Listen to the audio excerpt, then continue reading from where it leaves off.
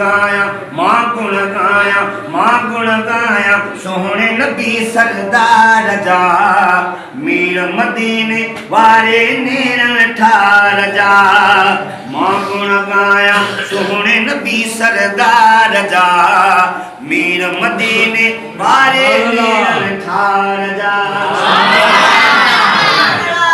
ओ कौणन सलवाता पढ़ियूं ककरन पहचानूं कयूं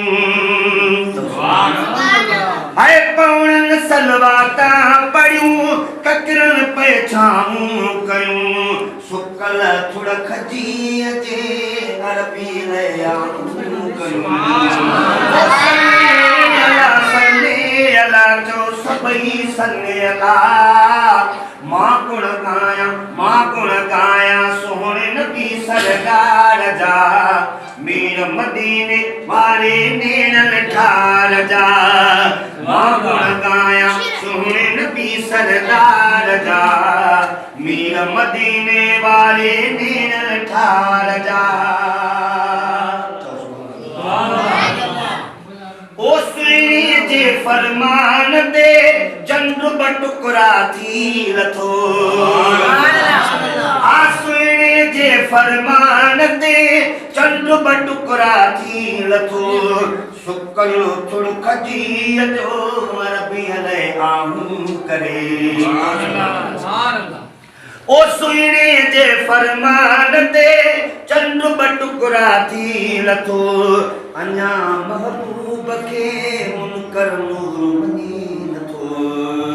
हा सुने जे फरमान दे चंद्र बटुकरा थी लथो अन्या महबूब के मुनकर नूर मनी नथो ओ सल्ले अला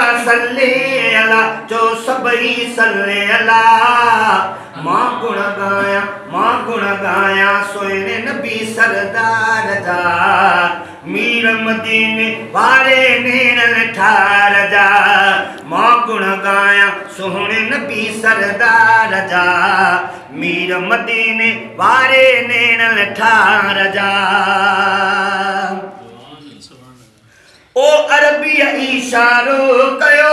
शमसुल थिल आयो चढ़ी हाय अरबी इशारो कयो शमसुल थल आयो चढ़ी कज़ा थी चुकी हुई हैदर टे पेरी पढ़ी ओ अरबी इशारो कयो शमसुल थल आयो चढ़ी कज़ा थी चुकी हुई हैदर टे पेरी पढ़ी ओ सल्ले अला चो सभई सल्ले अला मां गुण गाया सोहणे नबी सरदार जा मीर मदीने वारे नेरन ठार जा मां गुण गाया सोहणे नबी सरदार जा मीर मदीने वारे नेरन ठार जा ओ पाणूण पटजी हलिया प्यार लजे पैगाम ते हाय पाणूण पटजी हलिया प्यार लजे पैगाम ते हासिन सिर घोरिया घोट नबी जे नाम ते ओ पाणूण पटजी हलिया प्यार लजे पैगाम ते हासिन सिर घोरिया घोट नबी जे नाम ते